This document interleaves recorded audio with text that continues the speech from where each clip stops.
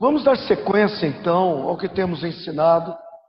Temos ministrado sobre ofensa e temos aprendido que a ofensa é a isca do diabo para destruir aqueles que são chamados por Deus, para destruir os cristãos. E durante 10 semanas aqui, então nós temos trazido o ensino de quinta-feira e hoje é a nossa 11ª reunião. Talvez eu quero ministrar da forma mais simples de todas, porque a semana que vem nós vamos encerrar de uma forma muito linda e sobrenatural.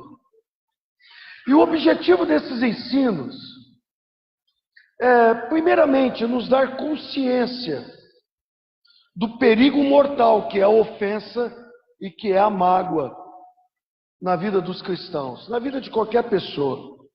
E também nos levar a fazer uma profunda análise do nosso coração. Analisar o nosso coração.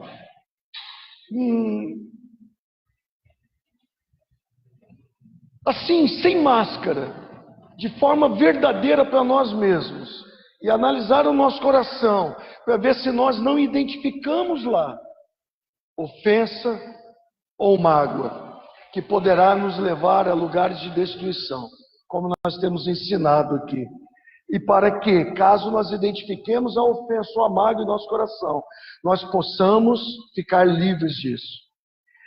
Esses dias eu ouvi, há uma semana atrás, sobre um escritor australiano. E ele escreveu um livro com um título um pouco diferente, né? E o título do livro dele, eu não me lembro o nome desse escritor, estou tentando puxar na memória aqui, não me lembro agora, mas eu me lembro o título do livro. O título do livro é Tira Sua Mão da Gaiola, Macaco. Repita comigo, tira sua mão da gaiola, macaco. E ele fala nesse livro uma história que eu achei na internet, que eu fui pesquisar, de como os caçadores caçam macacos na floresta. E eu fui pesquisar isso e eu vi que é dessa forma mesmo. Então eles colocam uma gaiola pequena, fixam essa gaiola no chão e colocam banana dentro dessa gaiola fixada no chão. E essa gaiola tem um espaço muito pequeno, onde o macaco só pode estender a mão para lá dentro dessa forma, como se fosse cumprimentar alguém. Então o macaco estende a sua mão e põe a mão dentro da gaiola, desta forma. E ele pega a banana. Só que quando ele pega a banana, ele não consegue tirar a mão mais. E essa gaiola está fixada, o macaco pegou a banana da gaiola e segura ela. Nisso os caçadores vêm com um pedaço de pau, que eles colocam várias armadilhas dessas. Então, tem um espaço grande. E eles vêm com um pedaço de pau e começam a bater na cabeça dos macacos, matando eles. Ou separando, se eles querem aprender. O interessante é que o macaco sabe que se ele largar a banana, ele tira a mão. Mas ele não larga a banana. Ele sabe que a paulada vai chegar na cabeça dele. Ele está vendo o que está acontecendo. E mesmo assim, ele não larga a banana. Ele segura a banana. E os caçadores vêm com paulada na cabeça e vêm matando um por um. Vem matando um por um.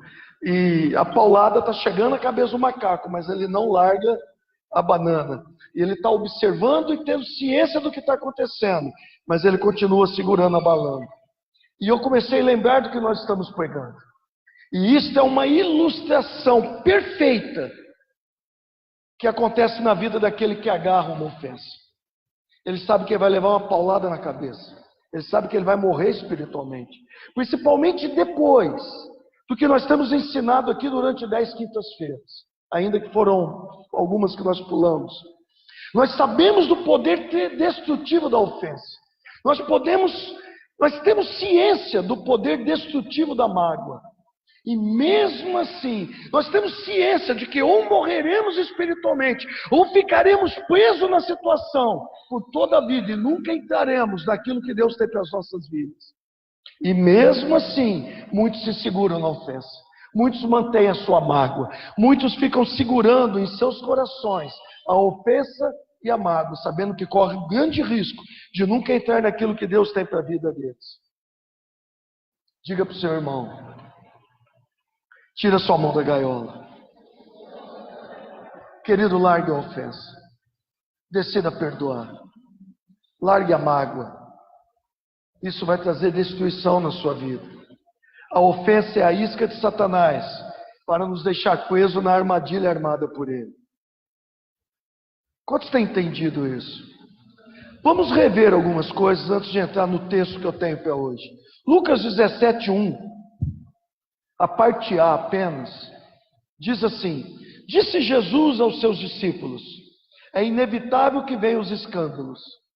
Tem uma outra tradução que diz assim: é impossível que as ofensas venham. Repita comigo: é inevitável. É impossível. Lembre que nós ensinamos na nossa primeira reunião que no original, escândalo significa ofender-se, magoar-se. No original, o escândalo tem a conotação de ofensa e de mágoa. E a Bíblia diz que mais cedo ou mais tarde a ofensa vai bater na porta do nosso coração.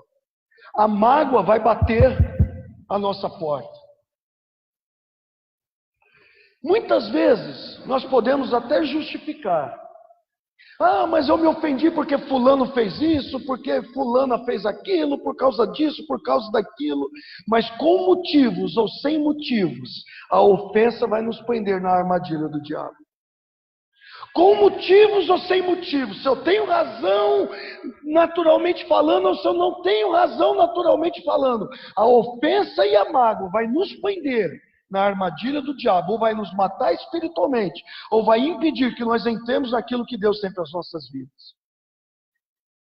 Repito, o fato é, queridos, que a ofensa virá sobre nós, sobre todos nós, e como nós já ensinamos, o que nós fazemos com ela vai determinar o nosso futuro. Ou ficaremos mais fortes, ou ficaremos mais amargos, ou cresceremos para a glória de Deus, ou ficaremos presos, queridos, e nunca entraremos naquilo que Deus tem para as nossas vidas. Até aqui tudo bem? Então vamos caminhar um pouquinho. Quando alguém se ofende, essa pessoa ela tem uma sensação de que existe uma dívida. Ela tem uma sensação de que o ofensor lhe deve algo. Na última ministração nós falamos aqui sobre a parábola do credor incompassivo. Quem lembra? Quem estava aqui? E nós falamos que um conservo deste servo devia para este servo. E este servo, então, apesar de ter sido perdoado, não perdoou a dívida. E lançou o seu conservo na prisão, até que ele pagasse a dívida, ainda que essa dívida fosse muito menor do que a dívida do que o seu rei perdoou dele. Então nós podemos entender que todo ofendido, para ele, a ofensa é uma espécie de dívida. Isso significa, se a ofensa é para o ofendido uma espécie de dívida, por favor, não deixe sua mente sair. Acompanhe comigo. Se a ofensa é para o ofendido uma espécie de dívida, isso significa que ele se coloca como juiz diante dessa dívida. Porque ele está julgando uma dívida que lhe é devida. E se ele está julgando, ele não é mais ofendido, agora ele é juiz. E a Bíblia fala que só tem um juiz, que é Deus. Eu não posso julgar. Só Deus pode julgar.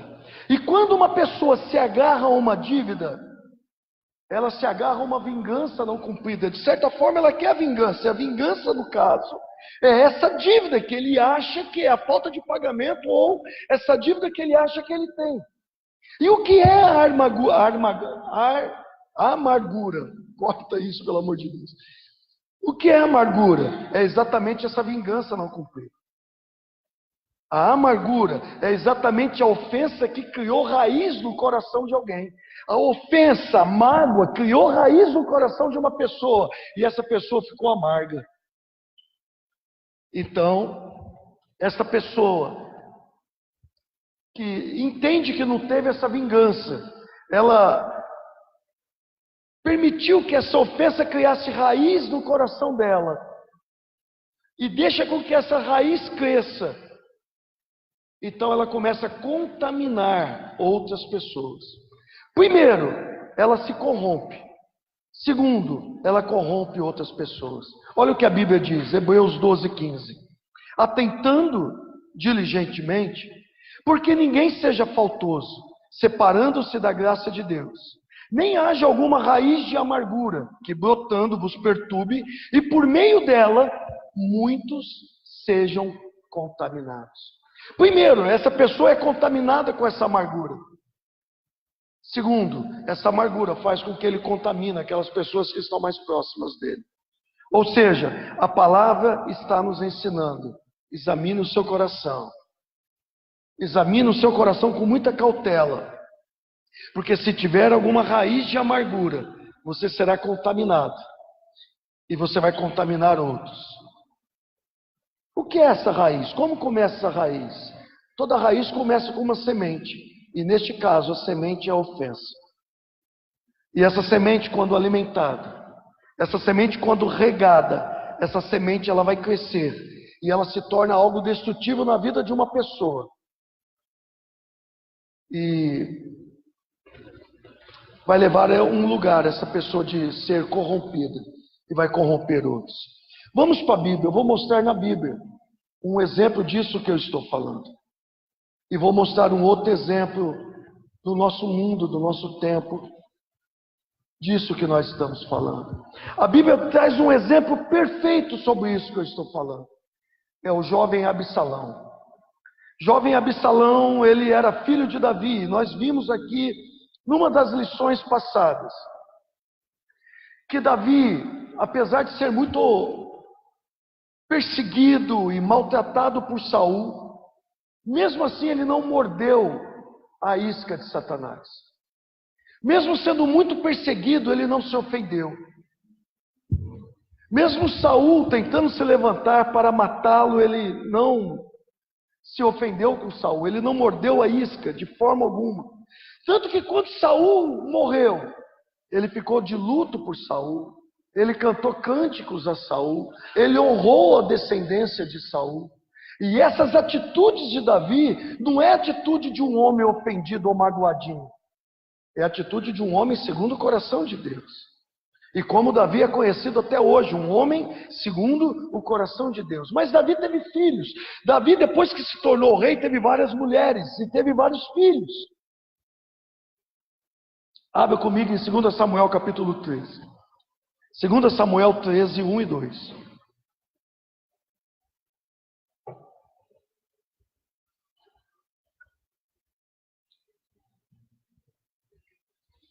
Está funcionando só um lado hoje? Diz assim, 2 Samuel 13, 1 e 2. Vamos ler esses dois versículos e vamos orar, porque eu vi que eu comecei a pregar sem orar. Diz assim: tinha Absalão, filho de Davi, uma formosa irmã, cujo nome era Tamar. Aminon, filho de Davi, se enamorou, outra tradução fala, se apaixonou por ela. Angustiou-se Aminon por Tamar, sua irmã, a ponto de adoecer, pois sendo ela virgem, parecia-lhe impossível fazer-lhe alguma coisa. Curva a sua cabeça, feche os teus olhos. Pai querido, nós já até começamos a pregar, mas não queremos continuar sem buscar a sua face mais uma vez, sem te adorar mais um instante, sem dizer o tanto quanto nós te amamos e te exaltamos e reconhecemos a nossa dependência de ti. Por isso, que tudo aqui seja para glorificar o teu Filho, glorificar ao Senhor, Pai. Jesus, toda honra a ti, ser tu entronizado em nossas vidas neste lugar, ser tu adorado em nosso meio. Querido Espírito Santo, nós precisamos muito de ti. Diz a palavra que o Senhor veio para nos conduzir à verdade, nos ensinar a verdade. E nós estamos falando aqui acerca da verdade que é a palavra. Ensina-nos, porque temos fome, sacia-nos, porque temos sede. Quanto a mim, por favor, mais uma vez, ensina-me e ajuda-me a ministrar a palavra. Abre o nosso entendimento e nos ajuda a sair deste lugar de ofensa e de mágoas, que tem prendido tantas pessoas, que possamos ficar longe deste lugar, que possamos ser conduzidos pelo Teu Espírito. Ajuda-nos. Desde já eu tomo toda a autoridade que foi delegada à igreja neste lugar, para repreender todo o mal, que todo espírito maligno permaneça longe daqui, que a nossa mente esteja cativa ao Teu senhorio, à Tua palavra e à Tua instrução, que cada irmão e irmã neste lugar, e cada um que está vendo através da internet, possa ouvir a Tua voz e não a minha. Que o Senhor fale no coração de cada um, porque só o Senhor tem o poder de convencer do pecado, da justiça e do juízo, e nos ensinar a verdade. Ensina-nos, Espírito Santo, para a glória do Pai e do Filho. E nós oramos no bendito nome de Jesus, e todos dizem. Como disse, Davi tinha muitas esposas, e Aminon foi seu primogênito. Absalão foi seu terceiro filho, de uma outra esposa. E Absalão, ele tinha uma irmã de pai e mãe, muito linda, assim como a minha esposa, linda. E o nome dela era Tamar. Repita comigo, Tamar. E Aminon, seu meio-irmão, se apaixonou por ela. Ficou apaixonado por ela. E isso era errado, afinal de contas era sua irmã. Então depois fica a lição de casa, você continua lendo o texto. Você vai ver que no versículo 3, um sobrinho de Davi olha Aminon e vê que Aminon começa a se emagrecer, começa a ficar triste e fala: cara, você é filho do rei, por que você está perdendo peso? Por que você está triste? Então ele confessa e fala: é porque eu estou apaixonado por Tamar. Então ele dá um péssimo conselho para Aminon. Ele fala: faz o seguinte, finge que você está dodói, finge que você está doente.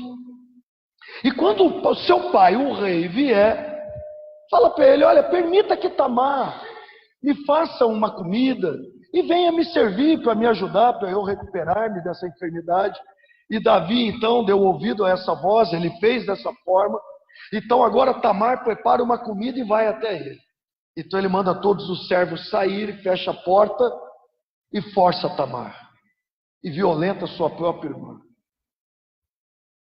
E depois que ele violenta sua própria irmã, a Bíblia fala que a aversão que ele sentiu por Tamar foi muito maior do que o amor que ele pensava que tinha tido, o amor que ele tinha sentido. Então ele expulsa Tamar da sua presença. E Tamar fala para ele: o que você está fazendo comigo agora é pior do que você fez antes. E mesmo assim, ele expulsa Tamar da sua presença. E Tamar então sai da sua presença, rasga as suas vestes, a sua túnica, cobre-se de cinza e sai chorando e clamando. E Absalão, seu irmão, quando descobre o que aconteceu, ficou muito irado e odiou o seu irmão Aminon. Então por 2 anos Absalão esperou que Davi tomasse uma postura e fizesse algo com relação a isso.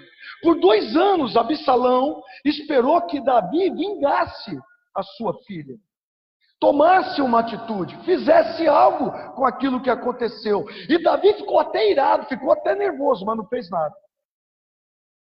Então Absalão pensou: se o meu pai não vai fazer nada, então eu vou fazer justiça com minhas próprias mãos.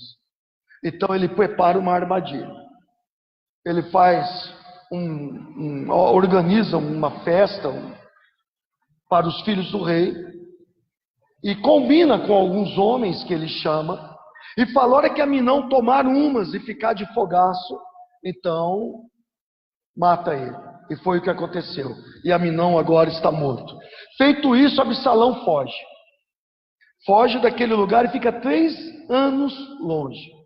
Depois de 3 anos que Absalão está longe, Joabe, vendo que o rei já estava mais confortável, já estava mais tranquilo, ele pega uma mulher, que a Bíblia fala que era uma mulher sábia, e fala para essa mulher: você vai falar com o rei assim, assim e assim. para convencer o rei a trazer Absalão de volta. Então, Davi fala, tudo bem, pode trazer Absalão de volta. Mas Davi fica 2 anos sem permitir que Absalão entre na sua presença. Então agora já se passaram 5 anos. Repita comigo, 5 anos. Observe. Absalão teve a sua vingança acerca de Aminon. Mas ele ainda estava ofendido com o seu pai. Ele ainda estava magoado com o rei, porque não tomou atitude nenhuma naquela situação. E aquela ofensa criou raiz no seu coração. Durante 5 anos essa raiz cresceu. Há 5 anos ele estava alimentando isso. Há 5 anos essa raiz cresceu e a cada dia ficou pior. Porque essa ofensa nunca foi tratada. Ei, queridos, deixa eu falar. Na igreja de Jesus na terra, eu conheço muita gente que se enquadra nesse texto. Muitas pessoas que foram maltratadas, mas nunca cuidaram da ofensa que está no seu coração. Sempre apresentam justificativas. E essa ofensa tem crescido há anos no coração de pessoas.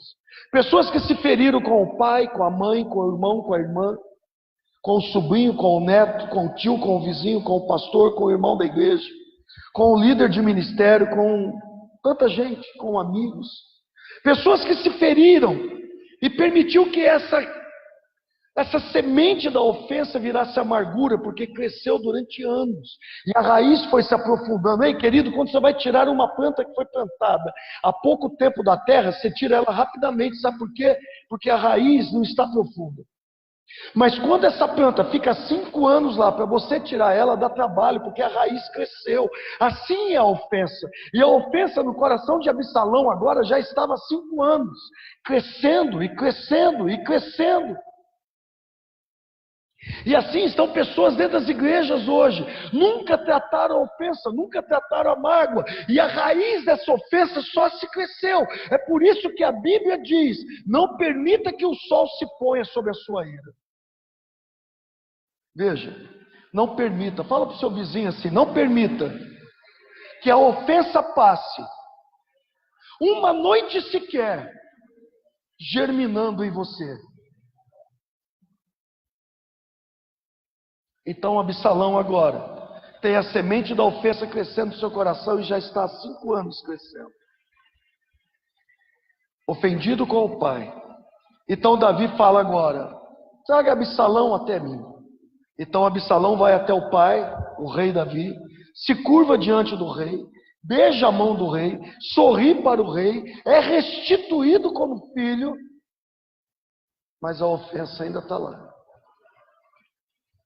A ofensa não foi tratada, ela ainda está lá. Então Absalão fica do lado de fora do portão do palácio. Agora ele já arruma cavalos, arruma homens, e ele fica do lado de fora do portão do palácio, já com a ofensa há 5 anos, criando raiz e aprofundando essa raiz e aumentando no seu coração. E todas as pessoas que entravam para se consultar com o rei, ele falava: o que você quer com o rei? E as pessoas falavam: ih, olha, o rei não vai te fazer justiça. Ó, se eu fosse governador, se eu fosse o rei, eu agiria assim e assim. Se eu fosse o rei, eu faria diferente. Se eu fosse o rei, eu faria justiça. Se eu fosse o rei, eu julgaria retamente. Se eu fosse o rei, eu julgaria sua causa com retidão. E a Bíblia fala que Absalão foi comprando o coração das pessoas. Ouçam isso, querido. E antes que você me acuse de eu estar mandando um recado para os pastores da igreja, o que eu vou falar não é dos pastores da igreja. Tá bom, querido? Mas eu tenho visto por muitos lugares pastores auxiliares, líderes que se ofendem com o pastor presidente. Eu tenho visto muitos lugares liderados que ofendem-se com seus líderes. Eu tenho visto em muitos lugares irmãos que ofendem com outros irmãos. E nunca tratam isso. E começam a roubar o coração daqueles que estão próximos dele. Então o líder fala para o seu liderado: se eu fosse pastor, eu nunca tomaria essa decisão. Se eu fosse pastor, eu faria diferente. Mas fazer o quê? Ele é o pastor, né? Vamos seguir, vamos obedecer. Como se ele fosse muito espiritual. Mas ele está corrompido e está corrompendo o outro por causa da ofensa que está no seu coração. Ele está totalmente contaminado e está contaminando o outro. Se eu fosse o pastor, jamais eu tomaria essa decisão. Faria diferente. E o outro, eu não sei porque que o pastor não te dá oportunidade. Se eu fosse pastor, você teria oportunidade. Como se fosse eu que dou oportunidade. Sabe? Então, em pouco tempo, temos igrejas divididas. Sabe, querido, não queira ser um Absalão, porque o fim de Absalão foi trágico. Não queira dividir o corpo, porque o fim de quem divide o corpo é trágico. Repita comigo, eu não quero ser um Absalão, porque o fim de Absalão é trágico. Sabe o que passava na cabeça de Absalão? O pastor pensa que ele é muito espiritual, mas eu conheço ele, não é bem assim. Você não sabe o que o pastor faz fora da igreja. Eu já ouvi isso, querido. Sabe o que passava na cabeça de Absalão? O meu pai engana pessoas. Ele se esconde atrás dessa falsa adoração a Deus. Ele se esconde atrás de uma falsa aparência de adorador.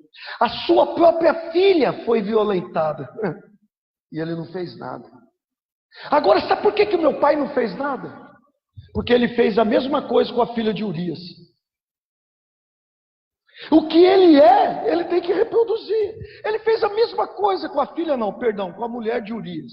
Ele fez a mesma coisa com a mulher de Urias. Forçou ela, chamou ela com autoridade de rei e ela teve que deitar com ele. Então ele não tinha autoridade para tratar com Aminon, porque é a mesma coisa que ele fez. E depois vem falar para mim que ele é adorador, que ele é um homem segundo o coração de Deus. Esse não é o meu pai, não é isso que ele aparece. Saul perdeu o reino porque sacrificou alguns animais no momento inoportuno. Meu pai fez muito pior do que isso. Ele estuprou uma mulher e ainda mandou matar o marido dela. Que adorador que nada. Que adorador que nada. Meu pai não é esse adorador. Meu pai não fez nada pela minha irmã.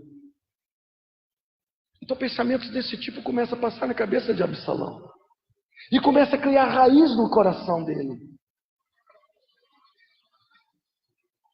5 anos.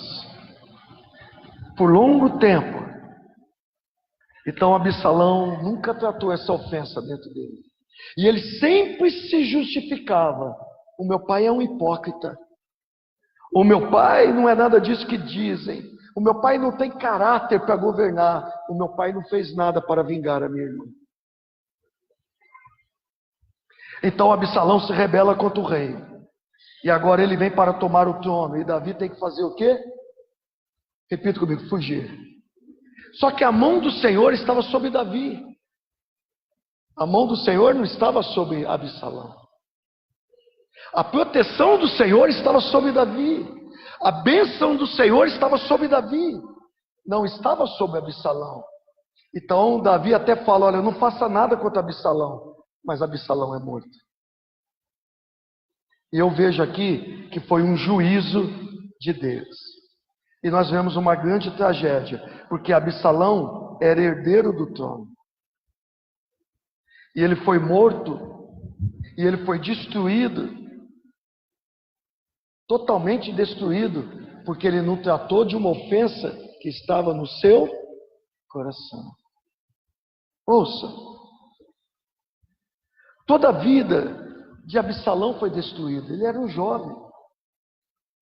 Todo o projeto que Deus tinha para esse moço foi destruído. Todo o sonho que Deus tinha para ele foi destruído. Tudo aquilo que ele poderia fazer para o reino de Israel foi destruído. Sabe por quê? Por causa de uma vingança não cumprida. O que destruiu Absalão não foi idolatria. O que destruiu Absalão não foi o homossexualismo. O que destruiu Absalão não foi adultério. O que destruiu Absalão não foi roubo. Não foi assalto a banco. O que destruiu ele não foi fornicação. O que destruiu Absalão foi uma ofensa não tratada, que cresceu e virou amargura. E mais uma vez nós vemos aqui a progressão que eu citei na primeira reunião: ofensa, traição e ódio. Mais uma vez vemos a progressão: ofensa, traição e ódio. O pastor John conta de um testemunho que ele estava ministrando sobre o livro pelo qual nós estamos ministrando aqui, A Isca de Satanás. E no final que ele estava ministrando sobre esse livro, num determinado lugar, veio uma mulher sobre ele e falando: pastor, eu estava ouvindo o senhor dizer aí essas coisas, pregando sobre esse assunto, e algo estranho aconteceu dentro de mim, pastor. Eu me senti estranha e eu já perdoei meu ex-marido. Eu já liberei ele, já orei, abençoei a vida dele, eu já o perdoei, mas mesmo assim eu me senti desconfortável dentro de mim. Então o pastor olhou para ela e falou: é porque você não perdoou. Se você se sentiu desconfortável, é porque você não perdoou. Não, eu já perdoei. Não, você não perdoou. Perdoei, não perdoou, perdoei, não perdoou. Perdoei, não perdoou. Você pensa que perdoou, mas você não perdoou. É igual aquilo que eu disse aqui na última ministração: eu perdoei, mas não quero nem ver a cara dessa pessoa mais. Eu fico imaginando se Jesus falasse: eu perdoo você, mas não quero ver sua cara. Eu perdoo você, mas a minha presença não vai mais contigo. Então o pastor disse para ele: me conta o que aconteceu. E essa mulher disse assim: pastor, nós éramos os pastores da igreja e meu marido me abandonou. O pior não é isso, ele me abandonou com uma irmã da igreja e foi embora, e largou a mim, minha família, a congregação, largou todo mundo, fugiu, abandonou e deixou eu e os meus filhos com dificuldades, sem nada. E depois que ele apareceu de novo por todos esses anos, ele diz que a culpada sou eu, porque eu atrapalhava o ministério dele. Ele disse que Deus, na verdade, tinha planejado para ele casar com aquela irmã que ele fugiu, não comigo. Que absurdo, né? Então, e ele me acusa de que eu sou culpado e atrapalhava o ministério dele. Em outras palavras, este homem realmente machucou essa irmã. Este homem realmente ofendeu essa irmã.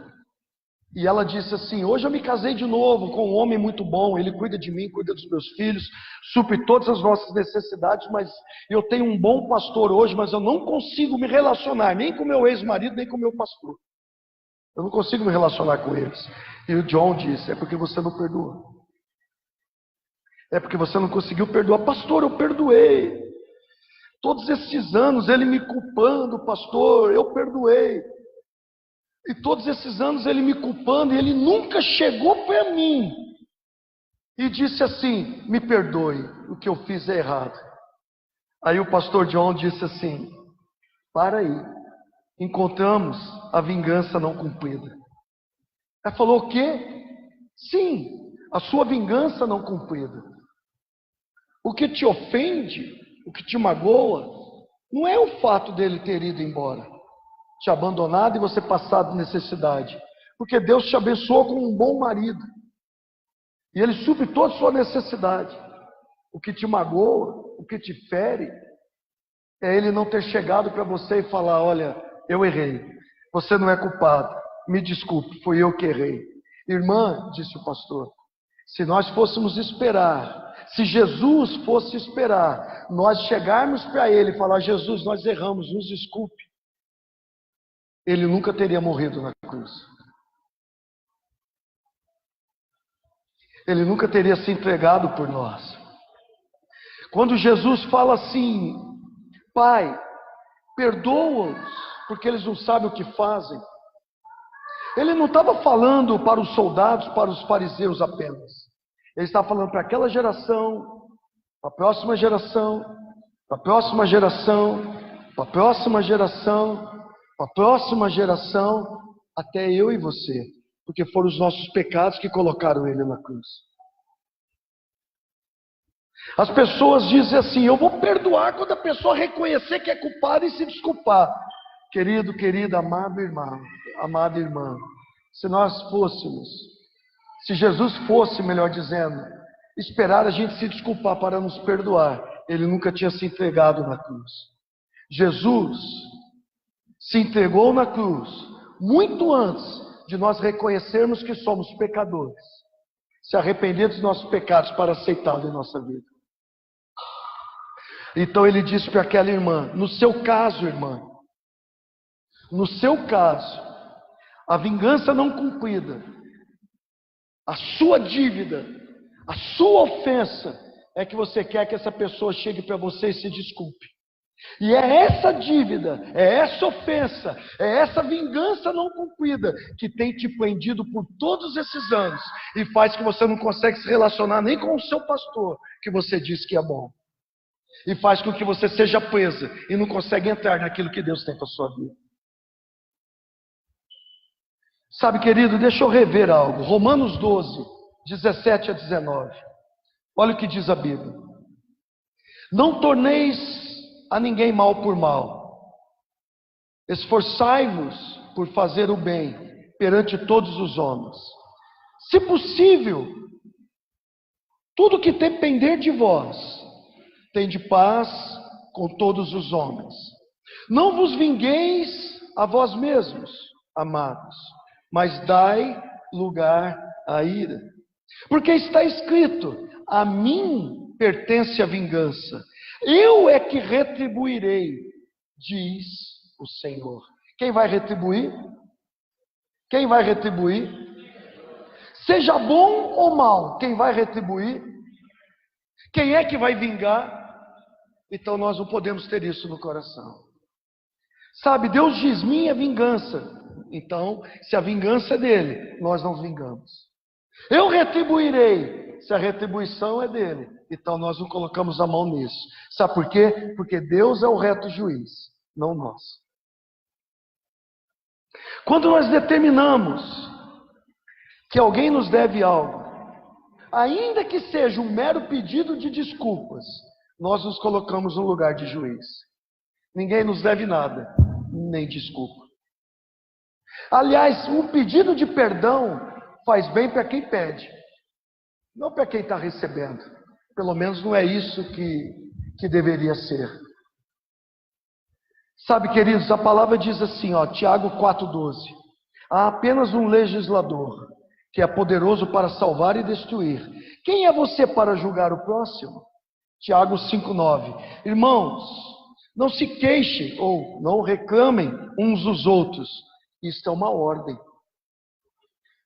Isto é uma ordem do céu. Não reclamem, não se queixem um dos outros, para que não sejam condenados. Fira esta ordem e você vai ser condenado.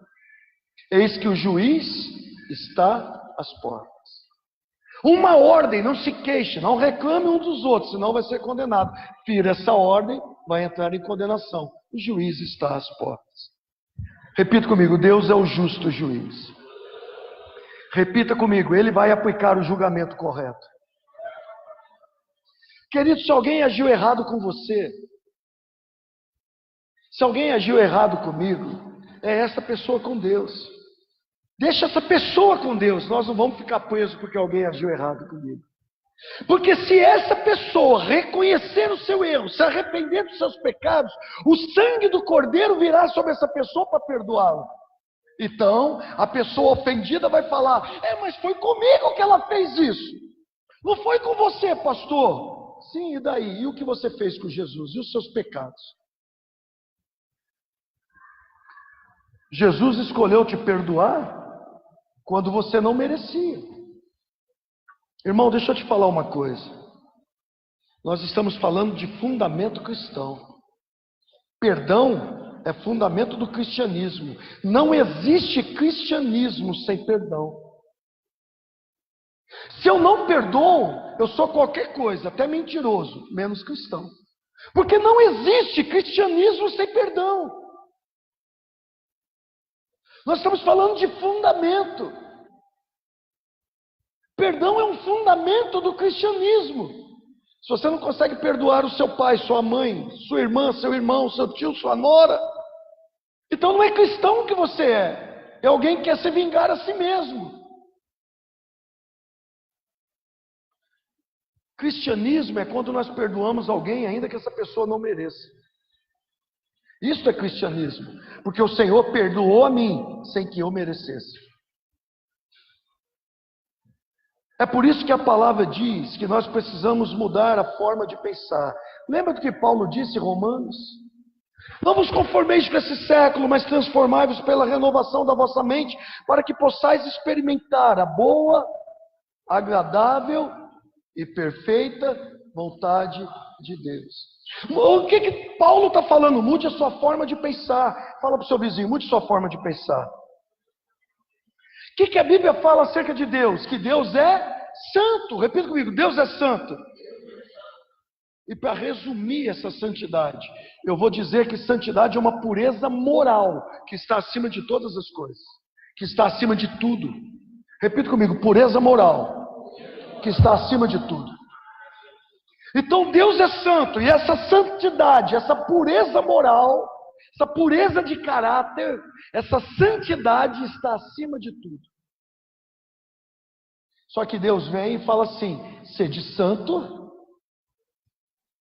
porque eu sou santo. Ele está falando, você tem que ter essa pureza moral que eu tenho, que está acima de todas as coisas. Deus está falando o quê? O tipo de relacionamento que Ele quer ter com os seus filhos. Um relacionamento de santo para santo. Deus está falando o quê? De uma forma que Ele quer que seus filhos vivem em santidade. Ele está falando de como esse relacionamento com Ele, um relacionamento santo. E Ele quer que esse relacionamento seja nivelado por cima, na sua pureza moral. Então, quando Deus diz assim, sede santo porque eu sou santo, Ele está falando, eu não penso como você, eu não falo como você, os meus caminhos não são os vossos caminhos, os meus pensamentos não são os vossos pensamentos, então você tem que subir o nível de vida. Repito. Então, vocês têm que subir, aumentar o seu nível de vida. E vocês precisam ter essa pureza moral que está acima de todas as coisas. Só quem sobe o nível de vida e tem essa pureza moral consegue perdoar. Sede santo, porque eu sou santo. Conclusão. Vem cá, equipe de louvor, fique em pé, eu vou terminar bem rapidamente. Mas fique em pé em silêncio no seu lugar. Conclusão, Jesus disse assim, Mateus 5, 38, 42. Continue olhando para mim. Me perdoem hoje, queridos, eu estou com um pouco de dificuldade de falar. Eu confesso que está difícil eu falar hoje. E ter um pouco de paciência, vamos concluir debaixo da graça. Mateus 5, 38 a 42. Eu vou ler numa tradução um pouco diferente daquela que a Kelly vai colocar, eu acho. Diz assim: vocês ouviram o que foi dito, olho por olho, dente por dente. Isso é vingança. Mas eu digo, aqui vem um alto nível de pensamento. Aqui vem um outro nível de pensamento. Mas eu digo, para não resistir à pessoa má. O que ele disse? Repita comigo, não resistir à pessoa má. Querido, nós éramos maus? Sim. E Deus resistiu você? Não. Agora ele diz, faça o mesmo. E ele continua, mas se alguém te ferir a face direita, oferece-lhe também a outra. Sabe o que Jesus está dizendo aqui? Que o amor de Deus sempre opera, arriscando a se machucar de novo. O amor de Deus sempre opera, se arriscando a se machucar de novo. A receber um novo tapa na cara. Há alguém fazendo com que a ofensa bata novamente a nossa porta. Mas se a ofensa bater novamente a nossa porta, nós vamos perdoar novamente. Até 70 vezes 7. Se alguém quiser te processar e tirar a sua túnica, deixe que leve também a capa. Se alguém te forçar a caminhar 1 milha, vá 2. Dê a quem te pede, e não volte as costas àquele que deseja pedir-lhe algo emprestado. E aqui está, querido, o mais alto nível pensamento do rei. E ele está falando: meus filhos, suba o nível, muda a forma de pensar, suba o nível, suba o nível. Não é um pensamento de vingança. O pensamento de vingança é um pensamento das trevas, do mundo. É um caminho perigoso, demoníaco, terreno. O pensamento de vingança não é uma sabedoria de Deus que vem do alto. Pelo contrário, é uma sabedoria maligna que vem de baixo. Mas a sabedoria do alto, ela é pura, pacífica, amável, compreensiva, cheia de misericórdia e cheia de bons frutos. Deus está dizendo: venha para o meu nível de pensamento. Mude o nível de pensamento. Venha para o meu nível de pensamento. Subam ao meu nível de vida. Querido, nós temos falado que Deus está nos chamando para águas profundas. Um lugar de maturidade na sua presença. Mas para isso, um dos passos que nós temos que dar é ficar livre das ofensas. Ninguém vai entrar em lugar novo em Deus com mágoas no coração. Repita comigo: ter um novo nível, muito mais alto, de pensamento.